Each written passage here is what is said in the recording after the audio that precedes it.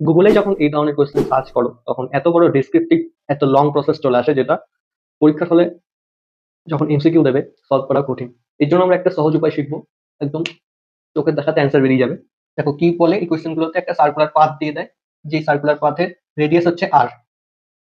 এবার এই রেডিয়াসকে কেন্দ্র করে এই রেডিয়াসের এখানে ধরো তুমি এখানে কোনো অবজেক্ট দাঁড়িয়ে 60 ডিগ্রি মুভ করলো, মানে 60 ডিগ্রি মুভ করে অবজেক্ট এখন এখানে আছে, অবজেক্ট এখানে ছিল। তো এখন এর ডিসপ্লেসমেন্ট কত হবে এটা বার করতে হয়।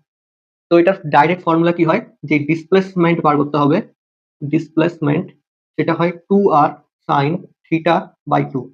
এখানে থিটা যেটা দেওয়া থাকবে, যেমন এখানে 60 ডিগ্রি দেওয়া আছে, তাহলে এখানে যদি ইকুয়েশনে বসাই 2r সাইন 60/2, 60/2 কত ডিগ্রি হয়, 30। 2r sign 30 degree.